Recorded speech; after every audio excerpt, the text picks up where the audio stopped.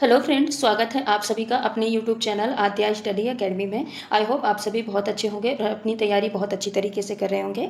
जैसा कि मैंने कल भी आपको बताया था कि ये हमारी प्रैक्टिस सेट की फाइनल रिवीजन की क्लासेस चल रही हैं, जहाँ पे हम महत्वपूर्ण प्रश्नों की प्रैक्टिस के साथ साथ जो भी इंपॉर्टेंट फैक्ट हैं आपके एग्जाम में पूछे जाने वाले या फिर पूछे गए हैं, हम उनको भी साथ ही साथ पढ़ते चल रहे हैं। और ये क्लासेस आपकी कंटिन्यूसली एग्जाम तक चलने वाली हैं, तो आप इनको बिल्कुल भी स्किप मत करिएगा। एग्जाम से पहले ये क्लासेस जरूर देख के जाइएगा। इसके अलावा आपको जो पुरानी प्रैक्टिस सेट की क्लासेस डली है ना, एक प्लेलिस्ट बनी है यूपी टेट 2026 साइंस पेपर 2 की नाम से, जहाँ पे सारी प्रैक्टिस सेट की क्लासेस पुरानी सीक्वेंस वाइज वहाँ पे डली हैं। आपको उनको भी टाइम निकाल के जरूर देखना है, क्योंकि इन क्लासेस में हमने सारे प्रीवियस ईयर क्वेश्चन, सारे टेट एग्जाम में आए प्रीवियस ईयर क्वेश्चन को हमने यहाँ पे डिटेल में पढ़ा है। तो आपको ये क्लासेस भी एग्जाम से पहले जरूर देख के जाना है। इसके अलावा आपको कंटिन्यूसली मॉक टेस्ट देते रहना है, और मॉक टेस्ट देने के बाद आपको डिटेल एनालिसिस भी करना है, ताकि आपको ये पता चले कि कहाँ पे कमी रह रही है, यानी कहाँ से सबसे ज़्यादा प्रश्न गलत हो रहे हैं, ताकि आप वहाँ से ज़्यादा क्वेश्चन की प्रैक्टिस कर सकें और रिवीजन कर सकें। बस इतना आपको कंटिन्यूसली एग्जाम तक करना है। उसके अलावा आपको पैनिक नहीं होना है कि एग्जाम टाइम आ रहा है तो आप ये सोचिए कि मॉक टेस्ट में कम नंबर आ रहे हैं, हमारा रिवीजन नहीं हुआ है, हमने प्रैक्टिस अच्छे से नहीं की है, तो आप उसको लेके सोचते रह जाइए और अपनी पढ़ाई बंद कर दीजिए। तो आपको ऐसा बिल्कुल नहीं करना है। बस अपने रिवीजन पे फोकस करना है, क्वेश्चन की प्रैक्टिस पे फोकस करना है, मॉक टेस्ट भी कंटिन्यूसली देना है, भले ही कम नंबर आ रहे हों। आपको इतना कंटिन्यूसली एग्जाम तक करते रहना है। बाकी आपने मेहनत की है तो एग्जाम में अच्छे नंबर आने ही आने हैं। ठीक है, तो चलिए बिना देर किए स्टार्ट करते हैं आज की क्लास को। देखते हैं आज का हमारा पहला प्रश्न क्या है। और क्लास स्टार्ट करने से पहले आप सभी से रिक्वेस्ट है कि अगर आप चैनल पर नए हैं तो चैनल को सब्सक्राइब कर लीजिएगा और वीडियो को जरूर लाइक कर दीजिएगा। आज का हमारा पहला प्रश्न है कि वृक्षों के आकार में बड़े होने का क्या कारण है। उनमें वृद्धि हार्मोन्स का ज़्यादा पाया जाना, उनमें पोषण की दर तीव्र होना, उनमें प्रकाश संश्लेषण अधिक होना, या उनमें कैम्बियम नामक ऊतक का पाया जाना। देखिए, वृक्षों का जो बड़ा आकार होता है, विशालकाय आकार होता है, इसमें वृद्धि हार्मोन्स का ज़्यादा पाया जाना ये मुख्य कारण नहीं है। हाँ, जो ग्रोथ हार्मोन्स होते हैं ये पेड़ों को बढ़ाने में मदद तो करते हैं, लेकिन जो विशालकाय या बड़े चौड़े पेड़ होते हैं ना, उसमें सिर्फ और सिर्फ वृद्धि हार्मोन का मुख्य रोल नहीं होता है। उसमें पोषण दर तीव्र होना, पोषण आवश्यक तो होता है हर एक जीव के लिए, चाहे वो पेड़ पौधे हों चाहे वो एनिमल्स हों, पोषण तो आवश्यक है, लेकिन ये अकेले वृक्ष को विशाल बनाने या उसको विशालकाय बनाने के लिए पर्याप्त नहीं है। उनमें प्रकाश संश्लेषण अधिक होना, प्रकाश संश्लेषण क्या करता है? प्रकाश संश्लेषण भोजन बनाने का काम करता है, वृक्ष को मोटा करना या बड़ा करना ये इसका काम नहीं है। ठीक है, तो देखिए इस प्रश्न का करेक्ट आंसर क्या हो जाएगा कि उनमें कैम्बियम नामक ऊतक पाया जाता है, जो कि क्या करता है? वृक्ष को विशालकाय या बड़ा बनाने का काम करता है। अब कैम्बियम नामक ऊतक कैसे इसमें बड़ा करता है, कैसे रोल परफॉर्म करता है? तो देखिए, जो ऊतक होता है, यहाँ पे हम प्लांट ऊतक की बात कर रहे हैं, तो जो प्लांट टिश्यू होता है ये कितने प्रकार का होता है? दो प्रकार का। एक होता है विभज्योतक, एक क्या होता है? विभज्योतक ऊतक, और दूसरा क्या होता है? दूसरा होता है स्थायी ऊतक। तो जो विभज्योतक ऊतक होता है ना, ये भी तीन प्रकार का होता है। एक होता है एपिकल, एक होता है एपिकल जिसको शीर्षस्थ बोलते हैं, दूसरा होता है इंटरकैलरी, दूसरा क्या होता है? इंटरकैलरी, और तीसरा क्या होता है? तीसरा होता है लैटरल। क्या होता है तीसरा? लैटरल विभज्योतक ऊतक या मेरिस्टेमेटिक टिश्यू भी इसको बोलते हैं। तो जो एपिकल होता है, एपिकल क्या करता है? टिप में पाया जाता है। अब टिप में पाया जाता है ये ऊतक, तो ये क्या करता है? प्लांट की ग्रोथ कराता है, यानी लंबाई बढ़ाने का काम करता है। और जो इंटरकैलरी है ये नोड इंटरनोड बढ़ाने का काम करता है। लेकिन जो लैटरल मेरिस्टेमेटिक टिश्यू होता है या पार्श्व विभज्योतक ऊतक जो होता है, ये क्या करता है? वृक्षों की मोटाई बढ़ाने का काम करता है। ये क्या करता है? वृक्षों के तने और जो जड़ होते हैं उनकी मोटाई बढ़ाने का काम करता है। और जो कैम्बियम होता है ना, जो कैम्बियम होता है, कैम्बियम भी एक प्रकार का क्या होता है? लैटरल ऊतक होता है। क्या करता है? लैटरल ऊतक होता है। लैटरल ऊतक होने की वजह से ये क्या करता है? प्लांट में सेकेंडरी ग्रोथ कराता है। क्या करता है? प्लांट में सेकेंडरी ग्रोथ कराता है। तो इसीलिए इस प्रश्न का करेक्ट आंसर क्या हो जाएगा? ऑप्शन नंबर 4, कि उनमें कैम्बियम पाया जाता है। और कैम्बियम क्या है? एक प्रकार का पार्श्व विभज्योतक ऊतक है, यानी लैटरल मेरिस्टेमेटिक टिश्यू है, जो कि प्लांट में मोटाई बढ़ाने, तने की, जड़ की सेकेंडरी ग्रोथ कराने में क्या करता है? हेल्प करता है। तो इस प्रश्न का करेक्ट आंसर क्या हो जाएगा? ऑप्शन नंबर 4 तो हो जाएगा। अगला प्रश्न है, रवि के पिताजी दाढ़ी बनाने के लिए एक लेंस या फिर दर्पण का प्रयोग करते हैं, तो वह लेंस या फिर दर्पण है? उत्तल लेंस है, उत्तल दर्पण है, अवतल दर्पण है, या फिर अवतल लेंस है? बताइए इस प्रश्न का करेक्ट आंसर क्या होगा। तो देखिए, कोई भी वस्तु है अगर वो प्रतिबिंब दिखा रही है, जैसे रवि के पिताजी दाढ़ी बना रहे हैं, दाढ़ी बना रहे हैं यानी अपना प्रतिबिंब देख रहे हैं, तो प्रतिबिंब दिखाने का काम कौन करेगा? जो परावर्तन के नियम को फॉलो करता हो। कौन? जो कि परावर्तन करता हो। अब परावर्तन कौन करते हैं? तो परावर्तन कौन करता है? दर्पण करता है। जबकि जो लेंस होते हैं, लेंस क्या करते हैं, अपवर्तन करते हैं। क्या करते हैं, अपवर्तन, प्रकाश के अपवर्तन की घटना को शो करते हैं। कौन, लेंस। तो सबसे पहले आप यहाँ पे लेंस वाले ऑप्शन को काटिए। लेंस जो है उत्तल लेंस और अवतल लेंस कट गया। अब बचा क्या, उत्तल दर्पण और अवतल दर्पण, यानी दो ऑप्शन बचे। तो अब देखिए क्या है, यहाँ पे बोल रहा कि रवि के पिताजी दाढ़ी बनाने के लिए एक अवतल लेंस कट गया, दर्पण का प्रयोग करते हैं। अब वो दर्पण क्या है, दाढ़ी बनाने के लिए उस दर्पण का उपयोग किया जाएगा जो कि क्या करे, प्रतिबिंब को बड़ा करके दिखाए, प्रतिबिंब को बड़ा करके दिखाए और सीधा भी दिखाए। तो देखिए जो उत्तल दर्पण होता है, उत्तल दर्पण हर एक कंडीशन में छोटा प्रतिबिंब बनाता है। कैसा बनाता है, छोटा प्रतिबिंब बनाता है, सीधा प्रतिबिंब बनाता है और उसके लिए क्या बनाता है, आभासी प्रतिबिंब बनाता है। तो ये किसकी बात हो गई, उत्तल दर्पण की। अब यहाँ पे दाढ़ी बना रहे हैं तो दाढ़ी बनाने के लिए ऐसे प्रतिबिंब की जरूरत है जो कि इमेज को क्लियर और बड़ा करके जूम करके दिखाए। ठीक है, तो उत्तल दर्पण तो छोटा करके दिखाता है, इसलिए ये भी कट हो जाएगा। तो करेक्ट आंसर क्या बचेगा, अवतल दर्पण। क्योंकि जो अवतल दर्पण होता है ना, अवतल दर्पण की जो प्रतिबिंब बनाने की प्रकृति होती है वो कैसी होती है, तो अवतल दर्पण जितने भी प्रतिबिंब बनाता है, अवतल दर्पण छोटा भी प्रतिबिंब बनाता है, बड़ा भी प्रतिबिंब बनाता है, वस्तु के बराबर भी प्रतिबिंब बनाता है। जब हम सेंटर ऑफ कर्वेचर में वस्तु को रखते हैं तब वो क्या करता है, वस्तु के बराबर भी प्रतिबिंब बनाता है और साथ ही वास्तविक प्रतिबिंब भी बनाता है। क्या बनाता है, वास्तविक प्रतिबिंब बनाता है और उल्टा प्रतिबिंब बनाता है। ये क्या हो गया, एक अवतल दर्पण की विशेषता हो गई, उसकी प्रतिबिंब बनाने की प्रकृति हो गई। लेकिन एक कंडीशन ऐसी होती है जब हम वस्तु को फोकस और ध्रुव यानी पोल के बीच में रखते हैं, जो हमारी छठी नंबर की वस्तु है। छठी नंबर की वस्तु यहाँ पे मैंने क्यों बोला, क्यों नहीं, क्योंकि मैंने आपको एक ट्रिक बताई है, शायद सातवीं प्रैक्टिस सेट की क्लास है, उसमें मैंने आपको पूरा उत्तल दर्पण और अवतल दर्पण में इमेज का फॉर्मेशन आपको बताया है। ठीक है, तो आप वो वाली क्लास जाके जरूर देखिएगा, आपको पूरा कॉन्सेप्ट क्लियर हो जाएगा, वो भी ट्रिक के माध्यम से। मात्र 10 मिनट में आप ये सीख जाएंगे कि उत्तल दर्पण में प्रतिबिंब कैसे बनता है और अवतल दर्पण में प्रतिबिंब कैसे बनता है और उनकी प्रकृति कैसी होती है। ठीक है, तो देखिए जब भी हम अवतल दर्पण में फोकस और पोल के बीच में वस्तु को रखते हैं तो वो इस तरफ इमेज न बना के अपोजिट डायरेक्शन में यानी आभासी प्रतिबिंब बनाने का काम करती है। अब आभासी प्रतिबिंब बनाती है तो वो प्रतिबिंब कैसा होता है, बड़ा होता है, सीधा होता है और प्रकृति में कैसा होता है, आभासी होता है। तो दाढ़ी बनाने के लिए जो दर्पण यूज होता है वो कौन सा होता है, अवतल दर्पण, क्योंकि अवतल दर्पण बड़ा, सीधा और आभासी प्रतिबिंब भी बनाता है और यही तो चाहिए ही। ठीक है, तो इस प्रश्न का करेक्ट आंसर क्या हो जाएगा, ऑप्शन नंबर 3 अवतल दर्पण हो जाएगा। अब उत्तल और अवतल दर्पण के कुछ और उपयोग देख लेते हैं। सबसे पहले हम देखते हैं उत्तल दर्पण के उपयोग। तो उत्तल दर्पण का उपयोग कहाँ कहाँ किया जाता है, तो गाड़ियों के जो साइड मिरर होते हैं ना, गाड़ियों के जो साइड मिरर होते हैं यानी जो रियर व्यू मिरर होते हैं उसमें उत्तल दर्पण का उपयोग किया जाता है, क्योंकि छोटे से मिरर में उत्तल दर्पण पीछे जितनी भी गाड़ियाँ, ट्रक, मोटर वाहन जो भी खड़े होते हैं उनका छोटा छोटा सीधा प्रतिबिंब यहाँ पे दिखाने का काम करता है। उसके अलावा एटीएम मशीन में भी इसका उपयोग किया जाता है। पहाड़ों के जो तीव्र मोड़ होते हैं, तीव्र मोड़ों में भी उत्तल दर्पण का उपयोग किया जाता है। अब बात करें अवतल दर्पण की, तो अवतल दर्पण का उपयोग कहाँ कहाँ किया जाता है, तो दंत चिकित्सा में जो दांत, आँख, कान, दांत के डॉक्टर होते हैं ना, वो क्या करते हैं, अवतल दर्पण का उपयोग करते हैं, ताकि दांत में जो कीड़े हो देखते हैं, एक छोटा सा दर्पण लगाते हैं और उसमें जूम करके वो पूरे कीड़े वहाँ पे दिखा देता है। साथ ही गाड़ियों की जो हेडलाइट होती है ना, तो हेडलाइट में भी इसका उपयोग, अवतल दर्पण का उपयोग किया जाता है। उसके अलावा जो सेविंग मिरर है, मेकअप मिरर है, मेकअप मिरर में भी इसका उपयोग यानी मेकअप दर्पण जो है वो कौन सा दर्पण होता है, अवतल दर्पण है। सोलर कुकर, जो परावर्तक दूरदर्शी है, डिश एंटीना है, इन सब जगह अवतल दर्पण का उपयोग किया जाता है। तो ये रहे उत्तल दर्पण के उपयोग और अवतल दर्पण के उपयोग। बाकी प्रश्न का आंसर तो आपको पता चल ही गया। चलते हैं अगले प्रश्न पे। खाद्य पदार्थों में अधिक मात्रा में नमक और चीनी डालकर उन्हें लंबे समय तक परिरक्षित किया जा सकता है। ऐसा इसलिए क्योंकि अधिक नमक और चीनी के कारण क्या हो जाता है, सूक्ष्मजीवी कोशिकाएं फट जाती हैं, सूक्ष्मजीवी कोशिकाओं का आकार बदल जाता है, खाद्य पदार्थों से पानी निकाल देते हैं या सूक्ष्मजीवी कोशिकाओं का जीव द्रव्य कुंचन हो जाता है। बताइए इस प्रश्न का करेक्ट आंसर क्या होगा। तो देखिए आप देखे होंगे कि जैसे मुरब्बा है, मुरब्बा को प्रिजर्व करने के लिए उसमें बहुत ज़्यादा अमाउंट में शुगर डाला जाता है, शक्कर डाला जाता है, और आचार है, आचार को प्रिजर्व करने के लिए, लंबे टाइम तक अच्छे कंडीशन में रखने के लिए उसमें बहुत ज़्यादा क्या डाला जाता है, नमक डाला जाता है। तो किसी भी खाद्य पदार्थ में अगर हम अधिक मात्रा में शक्कर डाल देते हैं या फिर अधिक मात्रा में अगर हम नमक डाल देते हैं तो उसमें जितने भी सूक्ष्म जीव है, चाहे वो बैक्टीरिया हो, वायरस हो, जितने भी सूक्ष्म जीव हैं, फफूंद हो, वो क्या करते हैं, उनका क्या होता है, तो उनकी कोशिकाओं से परासरण प्रक्रिया द्वारा जो पानी होता है वो कहाँ निकल जाता है, बाहर। तो इनकी कोशिकाओं से पानी कहाँ निकल जाएगा, बाहर निकल जाएगा। अब पानी बाहर निकलेगा किस माध्यम से, तो परासरण द्वारा निकलेगा।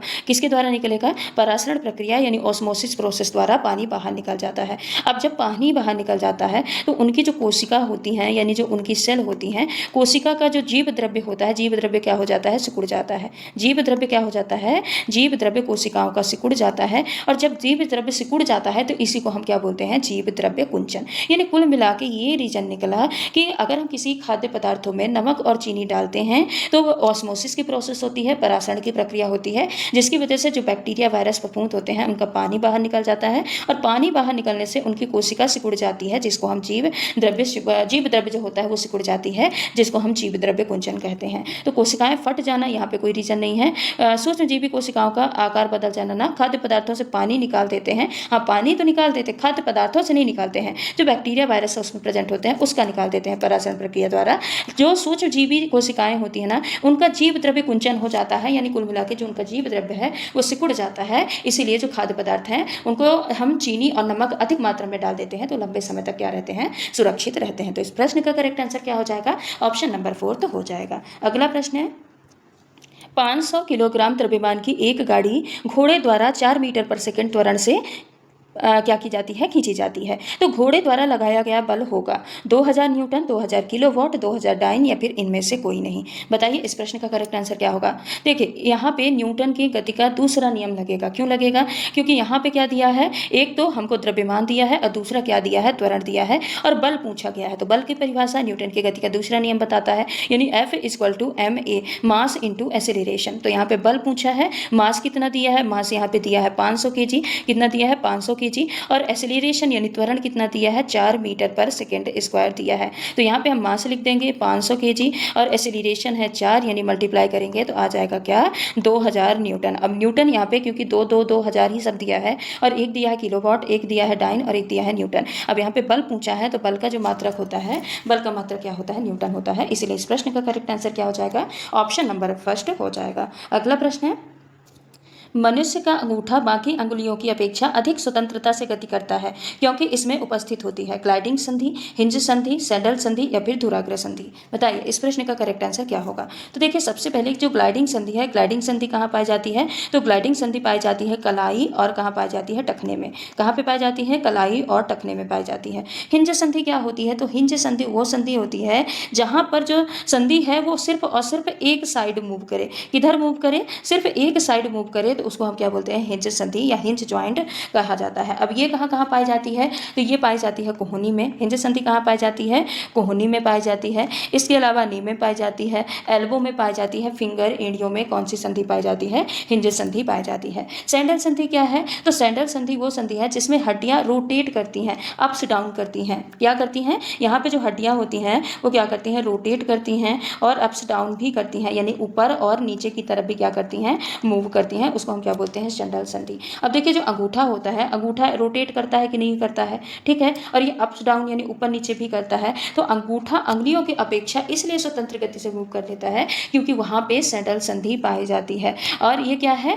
बिल्कुल अंगूठों के आधार पे यानी बेस पे सैंडल संधि पाई जाती है, जिससे जो अंगूठा होता है ये कई दिशाओं में रोटेट भी हो सकता है और क्या होता है, अप्स डाउन भी हो सकता है। धुराग्र संधि क्या होती है, या फिर पाइवोट, इसको जॉइंट्स भी कहा जाता है। तो जहां भी हड्डियां एक दूसरे को ओवरलैप करती हैं, जहां भी हड्डियां एक दूसरे को ओवरलैप करती हैं, वो कौन सी संधि कहलाती है, कौन सा जॉइंट कहलाता है, धुराग्र या फिर पाइवोट जॉइंट्स कहलाता है। अब पाइवोट जॉइंट के एग्जांपल क्या क्या हो जाएगा, जैसे रेडिया अल्ना, किसका, रेडिया अल्ना, ये कैसे हैं, इसमें कौन सा जॉइंट पाया जाता है, तो इसमें पाया जाता है धुराग्र संधि पाया जाता है। गर्दन में टिबिया फिबुला के जो जॉइंट्स होते हैं वहां पे धुराग्र संधि पाया जाता है। बाकी इस प्रश्न का करेक्ट आंसर क्या हो जाएगा, ऑप्शन नंबर 3 हो जाएगा। अगला प्रश्न है, बिजली के हीटर में नाइक्रोम का प्रयोग क्यों किया जाता है। इसका गलनांक अत्यधिक होता है, इसका प्रतिरोध अधिक होता है, 1 तथा 2 दोनों, उपरोक्त में से कोई नहीं। बताइए इस प्रश्न का करेक्ट आंसर क्या होगा।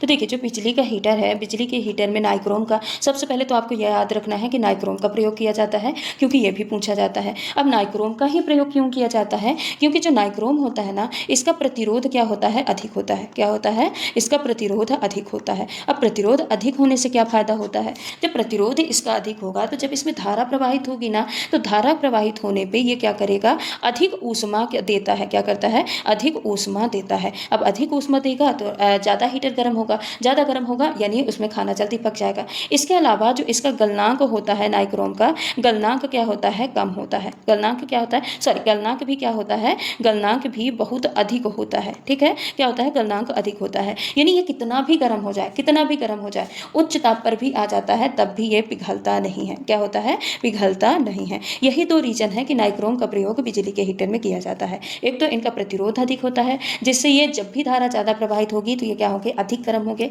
अधिक ऊष्मा देंगे। और इनका गलनांक भी अधिक होता है, जिससे कितना भी उच्च ताप हो जाए, कितना भी टेम्परेचर बढ़ जाए, वो जल्दी से पिघलता नहीं है। ठीक है, तो यहाँ पे इसका गलनांक अत्यधिक होता है, तो ये भी करेक्ट हो जाएगा। इसका प्रतिरोध अधिक हो जाता है, ये भी करेक्ट होगा। यानी ऑप्शन नंबर 3 जो है इस प्रश्न का करेक्ट आंसर हो जाएगा। अगला प्रश्न है, घरों में प्रकाश स्रोत के रूप में एलईडी और सीएफएल दोनों का आमतौर पर प्रयोग किया जाता है। निम्न में से कौन सा कथन सही है। एलईडी बेहतर यानी अधिक अच्छा है क्योंकि सीएफएल में विषैले पदार्थ होते हैं। दोनों ही एक समान हैं। दोनों में से कोई भी अच्छा नहीं है क्योंकि दोनों में विषैले पदार्थ होते हैं। सीएफएल बेहतर है यानी अधिक अच्छा है क्योंकि एलईडी में विषैले पदार्थ पाए जाते हैं। तो देखिए, एक तो चीज़ ये है कि दोनों एक समान है, ये गलत हो जाएगा, क्योंकि अगर दोनों एक समान होते तो यहाँ पे ऐसे जो कंपेरिजन यहाँ पे प्रश्न में ऑलरेडी दिख रहा है कि यहाँ पे कंपैरिजन किया गया है कि एलईडी और सीएफएल दोनों का आमतौर पर प्रयोग किया जाता है, तो कौन सा इसमें मतलब जो प्रकाश का स्रोत है वो बेहतर है। ठीक है, तो दोनों एक समान है, ये ऑप्शन तो कट हो जाएगा। दोनों में से कोई अच्छा नहीं है, ये भी कट हो जाएगा।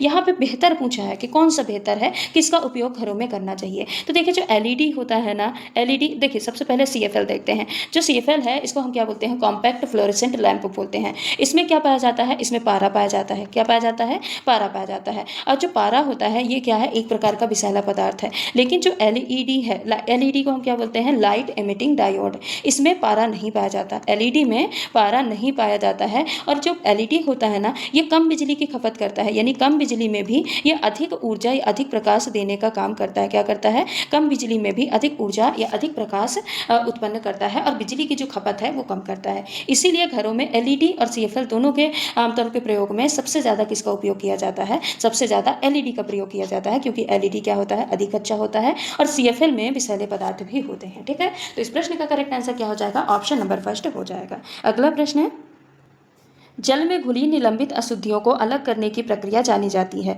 लोडिंग के नाम से, अनलोडिंग, आसवन या फिर अलवणीकरण। बताइए इस प्रश्न का करेक्ट आंसर क्या होगा। तो देखिए, जल में घुली निलंबित अशुद्धियाँ, ये आपका प्रीवियस ईयर क्वेश्चन है और यहाँ पे ना करेक्ट आंसर दूसरा माना है। हालांकि मैं आपको यहाँ पे पीवाईक्यू आंसर यानी प्रीवियस ईयर आयोग ने जो आंसर माना है उसी को बताऊंगी, पर इसका जो आंसर है वो मेरे अकॉर्डिंग क्या होना चाहिए, दूसरा होना चाहिए। देखिए, जल में घुली जो निलंबित अशुद्धियाँ हैं ना, निलंबित अशुद्धियों को दूर करने के लिए एक लोडिंग प्रोसेस का यूज किया जाता है। लोडिंग प्रोसेस में क्या होता है, इसमें पानी में फिटकरी मिला दिया जाता है। क्या मिलाया जाता है, फिटकरी मिला दिया जाता है, जिससे जो निलंबित कण है वो क्या हो जाते हैं, नीचे बैठ जाते हैं। यहाँ पे जो निलंबित कण है, निलंबित कण क्या होते हैं, यहाँ पे नीचे बैठ जाते हैं। ठीक है, वो क्या होंगे, नीचे बैठ जाएंगे और ऊपर का पानी क्या हो जाता है, प्योर हो जाता है। लेकिन यहाँ पे जो करेक्ट आंसर माना है ना, वो क्या माना है, आसवन माना है। अब देखिए, आसवन प्रोसेस क्या होता है, आसवन प्रोसेस में जो जल है, जो अशुद्ध वाटर है यानी इम्प्योर वाटर है, उसको क्या किया जाता है, गर्म किया जाता है। पानी को गर्म करने के बाद उसका क्या बनता है, जल भाप बनता है, जल वाष्प बनता है।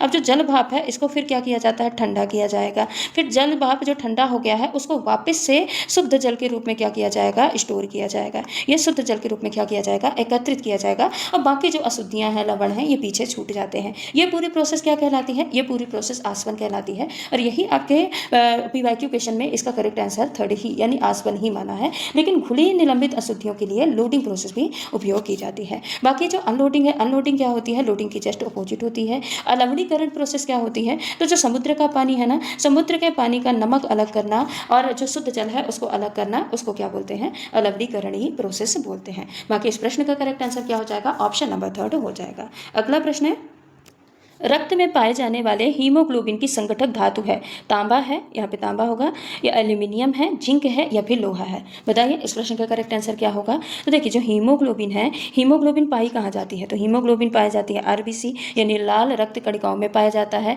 और लाल रक्त कणिकाओं में ये पाया जाने वाला क्या होता है, एक प्रकार का प्रोटीन होता है। क्या होता है, एक प्रकार का प्रोटीन होता है। और ये जो हीमोग्लोबिन प्रोटीन है ये क्या करता है, ऑक्सीजन के परिवहन यानी ऑक्सीजन के ट्रांसपोर्ट का काम करता है। अब जो हीमोग्लोबिन, ये दो पार्ट से मिलकर बना होता है। एक क्या होता है, हीम, और दूसरा होता है ग्लोबिन। तो हीम वाला जो पार्ट होता है ना, हीम वाले भाग में क्या पाया जाता है, लोहा धातु उपस्थित होती है। और यही जो लोहा है यानी आयरन है, ये क्या करता है, ऑक्सीजन से जुड़ के उससे पूरे बॉडी में परिवहन करने का काम, ट्रांसपोर्ट करने का काम करता है। ठीक है, तो ना तांबा पाया जाता, ना एल्यूमिनियम, ना जिंक क्या पाया जाता है, लोहा पाया जाता है। तो इस प्रश्न का करेक्ट आंसर क्या हो जाएगा, ऑप्शन नंबर 4 हो जाएगा। अगला प्रश्न है, विभिन्न प्रकार के पौधों से संबंधित निम्नलिखित कथन में सही कथन है। झाड़ी में काष्ठ, तना और आधार पर शाखाएं होती हैं। झाड़ी किसी वृक्ष से भिन्न है क्योंकि वह 10 फीट से ऊंची नहीं होती है। शाख किसी झाड़ी से भिन्न है क्योंकि वह बरसीय जीवन की होती है। काष्ठी तथा शाख, झाड़ी तथा वृक्ष तीनों में होता है। तो बताइए इस प्रश्न का करेक्ट आंसर क्या होगा। तो देखिए पहला स्टेटमेंट, सबसे पहले आपको ये पता होना चाहिए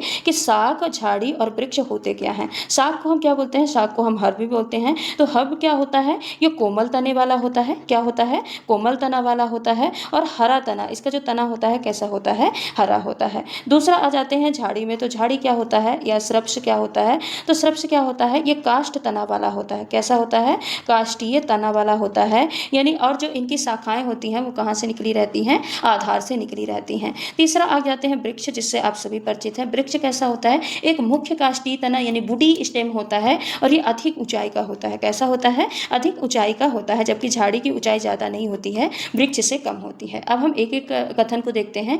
तो झाड़ी में काष्ठ, तना और आधार पर शाखाएं होती हैं। तो ये तो क्या है, बिल्कुल करेक्ट और सही ही पूछा है। यानी इस प्रश्न का करेक्ट आंसर क्या हो जाएगा, ऑप्शन नंबर फर्स्ट हो जाएगा। उसके अलावा झाड़ी किसी वृक्ष से भिन्न है क्योंकि यह 10 फीट की ऊंची होती है। तो देखिए यहाँ पे हम बिल्कुल ऊंचाई से नहीं बोल सकते हैं कि 10 फीट से नहीं है तो वो झाड़ी ही है, पेड़ नहीं हो सकता। ठीक है, शाख किसी झाड़ी से भिन्न है क्योंकि वो बरसीय जीवन की होती है। जो शाख होता है, शाख की पहचान बरसीय जीवन से नहीं होती है, कोमल तने और हरे तने से होती है। तो ये भी क्या होगा, गलत, और ये भी क्या होगा, गलत। काष्ठीय दशा शाख, झाड़ी और वृक्ष तीनों की विशेषता होती है। तो अभी हमने देखा है जो काष्ठीय यानी जो बूढ़ी स्टेम होता है वो शाख में नहीं होता है, सिर्फ झाड़ी और वृक्ष में होता है। तो ये भी क्या हो जाएगा, गलत हो जाएगा। यानी इस प्रश्न का करेक्ट आंसर क्या होगा, ऑप्शन नंबर फर्स्ट होगा। अगला प्रश्न है, पौधों की पत्तियों द्वारा जल के बाष्पित होने की प्रक्रिया कहलाती है। बाष्पन, बाष्पोत्सर्जन, निरार्द्रीकरण या फिर ध्रुवीकरण। बताइए क्या कहलाती है। तो देखिए पौधों की पत्तियों द्वारा जल के बाष्पित होने की प्रक्रिया। तो यहाँ पे बाष्पन क्या होता है, किसी भी द्रव का सतह के द्वारा बाष्पित होना। किसी भी द्रव का किसी भी सतह के द्वारा बाष्पित होना क्या कहलाएगा, बाष्पन। जैसे मान लीजिए एक थाली में आप क्या रखती है, पानी धूप में रखती है। अब ये बाष्पित हो गई तो इसको क्या बोलेंगे, बाष्पन बोलेंगे। बाष्पोत्सर्जन क्या होता है, तो पौधों की पत्तियों द्वारा जो जल बाष्पित होता है उसको हम क्या बोलते हैं, बाष्पोत्सर्जन बोलते हैं। और यही इस प्रश्न का करेक्ट आंसर हो जाएगा। निरार्द्रीकरण या फिर इसको हम क्या बोलते हैं, डीह्यूमिडिफायर या डीह्यूमिडिफायर। ये होता क्या है, तो वायु में उपस्थित नमी, क्या नमी या फिर इसको हम आर्द्रता भी बोलते हैं, इसको कम करने की जो प्रोसेस होती है उसको हम निरार्द्रीकरण कहते हैं। ध्रुवीकरण क्या होती है, तो धुएं या गैस द्वारा कीट फफूंद इनको क्या करना, नष्ट करना। तो धुएं द्वारा कीट को नष्ट करना ये क्या कहलाता है, ध्रुवीकरण कहलाता है। तो इस प्रश्न का करेक्ट आंसर क्या होगा, ऑप्शन नंबर सेकंड होगा। अगला प्रश्न है, भारी जल का उपयोग होता है नाभिकीय रिएक्टर के मंदक के रूप में, उत्प्रेरक रिएक्टर में, नाभिकीय रिएक्टर में या फिर उपरोक्त में से कोई नहीं। बताइए जो भारी जल होता है, भारी जल का उपयोग कहाँ पे होता है। तो भारी जल होता है, इसका फॉर्मूला क्या होता है, D2O होता है। इसमें जो सामान्य हाइड्रोजन होता है ना, हाइड्रोजन की जगह पे यहाँ पे क्या होता है, ड्यूटेरियम होता है। यहाँ पे क्या होता है, ड्यूटेरियम हाइड्रोजन की जगह पे प्रयोग होता है। और इसका उपयोग कहाँ पे किया जाता है, नाभिकीय रिएक्टर में मंदक के रूप में किया जाता है। देखिए नाभिकीय रिएक्टर ये तो ठीक है, लेकिन नाभिकीय रिएक्टर में किसके रूप में किया जाता है, तो मंदक के रूप में किया जाता है। मंदक मतलब मंदक का कार्य क्या होता है, जो तेज न्यूट्रॉन है ना, जो न्यूट्रॉन क्या है, तेजी से गति करते रहते हैं। तो तेज न्यूट्रॉनों की गति को कम करना क्या कहलाता है, मंदन कहलाता है। ठीक है, तेज न्यूट्रॉनों की जो गति है उनको क्या करना, कम करना। ठीक है, ये क्या है, मंदन प्रक्रिया। और जो भारी जल है ना, यही मंदक का काम करता है, यानी जो तेज न्यूट्रॉन है उनकी गति को कम करने का काम करता है। तो यहाँ पे उत्प्रेरक रिएक्टर भी नहीं सही होगा। नाभिकीय रिएक्टर ये सही तो है, लेकिन नाभिकीय रिएक्टर में भी मंदक के रूप में उपयोग किया जाता है। ये इसका परफेक्ट आंसर हो जाएगा। तो इस प्रश्न का correct answer option number first है। अगला प्रश्न है, निषेचन किसे कहते हैं? परागकण का परागकोश से वर्तिकाग्र पर स्थानांतरण, एक नर युग्मक का अंडाणु से संयोजन, पुष्प से फल का निर्माण या फिर बीजांड से बीज का निर्माण। बताइए निषेचन किसे कहा जाता है? तो देखिए इसमें दिया तो निषेचन था, पर जो आंसर माना था वो परागण माना था। वो कैसे? पर आपको ये नहीं करना है, ठीक है। ये जो ऐसे जो क्वेश्चन है ना, इनको बाद में चैलेंज किया जाता है और यहाँ पे एनसीईआरटी के अकॉर्डिंग आंसर माना जाता है। तो देखिए इसमें पूछा था कि निषेचन किसे कहते हैं। तो निषेचन होता क्या है? फर्टिलाइजेशन क्या होता है? जब जो मेल गैमीट है यानी नर युग्मक है, मेल गैमीट आके मिलता है किससे? एग सेल से। किससे मिलता है? एग सेल यानी फीमेल युग्मक मादा युग्मक से आके मिलता है। तो इससे क्या होता है? इसे ही क्या बोलते हैं? फर्टिलाइजेशन। और इस फर्टिलाइजेशन के प्रोसेस के थ्रू क्या होता है? जाइगोट का निर्माण होता है। क्या होता है? जाइगोट का निर्माण होता है। अब यहाँ पे क्या दिया है? पराग कणों का परागकोश से वर्तिकाग्र पर स्थानांतरण। ये क्या होता है? ये परागण होता है, निषेचन नहीं होता।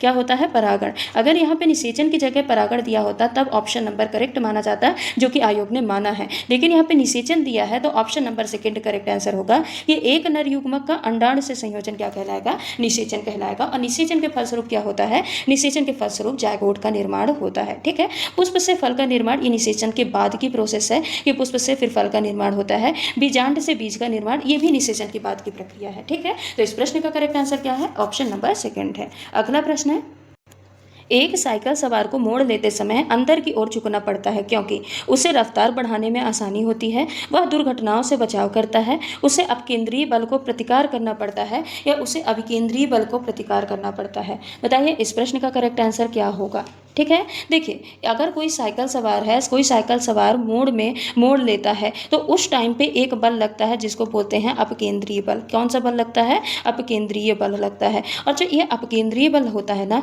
ये कहाँ लगता है? केंद्र से बाहर की ओर। कहाँ लगता है? केंद्र से बाहर की ओर लगता है। तो जब भी कोई साइकिल सवार मोड़ता है तो उसको अपकेंद्रीय बल महसूस होता है, यानी ऐसा लगता है कि वो बाहर की ओर गिर जाएगा, जिसकी वजह से या जिसके प्रभाव को, अपकेंद्रीय प्रभाव को संतुलित करने के लिए, बैलेंस करने के लिए जो साइकिल सवार है वो थोड़ा सा अंदर की ओर झुक जाता है, जिससे वो सुरक्षित रूप से मुड़ भी जाए और गिरे भी नहीं। तो देखिए रफ्तार बढ़ाने में आसानी होती है, ये नहीं होगा। दुर्घटनाओं से बचाव, नहीं, ये मेन कारण नहीं होगा। उसे अपकेंद्रीय बल को प्रतिकार करना पड़ता है, यानी बैलेंस करना पड़ता है। यही इस प्रश्न का करेक्ट आंसर हो जाएगा। अभिकेंद्रीय बल को प्रतिकार नहीं। अभिकेंद्रीय बल क्या होता है? ये केंद्र की ओर लगने वाला बल होता है। क्या होता है? केंद्र की ओर लगने वाला बल होता है। जबकि यहाँ पे मोड़ लेते टाइम अपकेंद्रीय बल लगता है, केंद्र से बाहर बल लगता है, जिसको बैलेंस करने के लिए वो अभिकेंद्रीय बल लगाता है, यानी केंद्र के अंदर की ओर वो क्या होता है? थोड़ा सा झुकता है। तो इस प्रश्न का करेक्ट आंसर क्या है? ऑप्शन नंबर थर्ड है। अगला प्रश्न है, पानी की अपेक्षा अल्कोहल अधिक वाष्पशील होता है क्यों? इसका क्वथनांक जल से अधिक होता है, यह अकार्बनिक द्रव है, इसका क्वथनांक पानी से कम है, इसका हिमांक जल से अधिक है। बताइए इस प्रश्न का करेक्ट आंसर क्या होगा?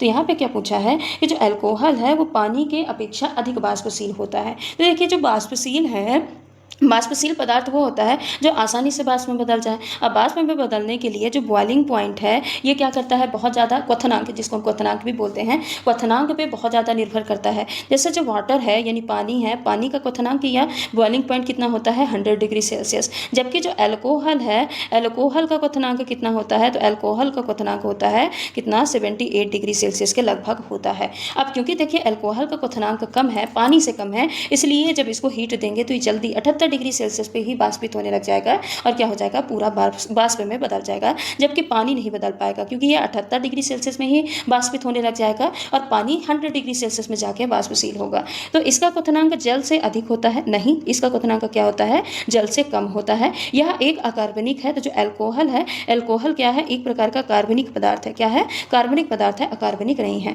इसका क्वथनांक पानी से कम होता है। हाँ, यही करेक्ट आंसर होगा। इसका हिमांक जल से अधिक होता है। देखिए यहाँ पे वाष्पशील की बात हो रही है, यानी भाप बनने की बात हो रही है। भाप में हिमांक का रोल नहीं होता, किसका रोल होता है? क्वथनांक का होता है। आपको बस एक ट्रिक याद रखनी है कि अगर मान लीजिए बॉइलिंग पॉइंट कम, जो बॉइलिंग पॉइंट कम है तो वाइपोराइजेशन रेट क्या हो जाएगी? वाइपोराइजेशन रेट हो जाएगी ज़्यादा, ठीक है। जो क्वथनांक है, क्वथनांक कम होगा तो बाष्पीकरण की दर है वो क्या हो जाएगी? बढ़ जाएगी। तो इस प्रश्न का correct answer option number third हो जाएगा। अगला प्रश्न है, यह कहा जाता है कि ताजमहल पीला एवं मलिन हो रहा है। यमुना नदी में बाढ़ के कारण, उच्च तापक्रम के कारण, संगमरमर के विघटन के कारण, मथुरा के तेल शोधक कारखाने से निकलने वाली वायु प्रदूषकों के कारण, या फिर उपरोक्त सभी। बताइए इस प्रश्न का करेक्ट आंसर क्या होगा? तो देखिए यहाँ पे जो संगमरमर का जो ताजमहल है उसका जो कलर पीला होता जा रहा है, हल्का हल्का पीला ब्राउनिश होता जा रहा है। इसका जो मेन रीज़न माना जाता है, ये माना जाता है कि मथुरा के तेल शोधक कारखानों से जो निकलने वाले वायु प्रदूषक हैं, ये जो वायु प्रदूषक जो निकल रहे हैं या फिर अन्य उद्योगों से जो वायु प्रदूषक निकल रहे हैं उसमें क्या होती है, उसमें सल्फर डाइऑक्साइड होते हैं तथा अन्य प्रदूषक भी होते हैं। अब जो सल्फर डाइऑक्साइड है और नाइट्रोजन के जो ऑक्साइड हैं, जब ये क्या करते हैं, मिलते हैं बादल में जाके, तो क्या करते हैं, अम्ल वर्षा का निर्माण करते हैं। क्या करते हैं, अम्ल वर्षा करते हैं, यानी एसिड रेन करते हैं। और ये जो अम्ल वर्षा है ये संगमरमर के साथ अपक्रिया करके उसको क्या कर देती है, पीला कर देती है। इसको ही हम क्या बोलते हैं, मार्बल कैंसर के नाम से जानते हैं। इसको हम क्या करते हैं, क्या कहते हैं, मार्बल कैंसर के नाम से जानते हैं। तो यहाँ पे यमुना नदी के बाढ़ नहीं होगा, उच्च तापक्रम के कारण नहीं। इसमें इस प्रश्न का करेक्ट आंसर क्या हो जाएगा, ऑप्शन नंबर 3 कि मथुरा के तेल शोधक कारखाने से निकलने वाली वायु प्रदूषकों के कारण मार्बल कैंसर हो रहा है। ठीक है, तो इस प्रश्न का करेक्ट आंसर ऑप्शन नंबर 3 है। अगला प्रश्न है, जल स्रोतों में प्रदूषण की मात्रा बढ़ने से मछलियां क्यों मर जाती हैं? ऑक्सीजन की अधिकता से, ऑक्सीजन की कमी से, प्रदूषकों के कारण या फिर रोगजनक के कारण। जल प्रदूषण जो हो रहा है, तो जल प्रदूषण की मात्रा अगर बढ़ रही है तो उससे मछलियां क्यों मर रही हैं? तो देखिए, जब भी कोई भी जो जल का स्रोत है, चाहे वो नदी हो, चाहे वो तालाब हो, चाहे वो झील हो, नदी तालाब झील में जब जल प्रदूषण बढ़ता है यानी प्रदूषण की मात्रा बढ़ता है, तो उसमें जितने भी सूक्ष्म जीव मौजूद होते हैं वो क्या करते हैं, सूक्ष्म जीव जो और प्रदूषकों को और या फिर जैविक पदार्थ जो हैं इनको विघटित करने के लिए जो उसमें पानी में घुलित ऑक्सीजन है ना, डिजॉल्व ऑक्सीजन है, उसका क्या करते हैं, बहुत अधिक उपयोग करते हैं। तो जब इसका ऑक्सीजन का उपयोग बहुत अधिक होने लग जाएगा तो जो वाटर है, वाटर के जो ऑक्सीजन अमाउंट है वो क्या हो जाएगा, कम हो जाएगा। यानी पानी में जो घुलित ऑक्सीजन है इसकी मात्रा कम हो जाएगी। अब जब पानी में घुलित ऑक्सीजन की मात्रा कम हो जाएगी तो जो मछलियाँ होती हैं, मछलियों को पर्याप्त श्वसन के लिए ऑक्सीजन नहीं मिल पाता है, जिसके कारण वो क्या होती हैं, मर जाती हैं। तो कुल मिला के एक बार और समझिए कि जैसे नदी है, तालाब है, कोई भी जल स्रोत है, इसमें अगर प्रदूषण बढ़ जाता है तो उसमें जो मौजूद सूक्ष्म जीव हैं, जो प्रदूषक हैं, जो जैविक पदार्थ हैं, उनको विघटित करने के लिए क्या करते हैं, विघटित होने के लिए ज़्यादा से ज़्यादा डिजॉल्व ऑक्सीजन यानी जो पानी में घुलित ऑक्सीजन है उसका उपयोग करते हैं। और जब ये पानी में घुलित ऑक्सीजन का उपयोग कर लेंगे तो इसमें पानी में जो मछलियाँ मौजूद होती हैं उनको सांस लेने के लिए पर्याप्त ऑक्सीजन नहीं मिलती है, जिसके कारण से वो क्या हो जाती हैं, मर जाती हैं। यानी कुल मिला के ऑक्सीजन की कमी के कारण, पानी में डिजॉल्व ऑक्सीजन की कमी के कारण जो क्या होती हैं, जो मछलियाँ हैं वो मर जाती हैं। ऑक्सीजन की अधिकता यहाँ पे नहीं होगा।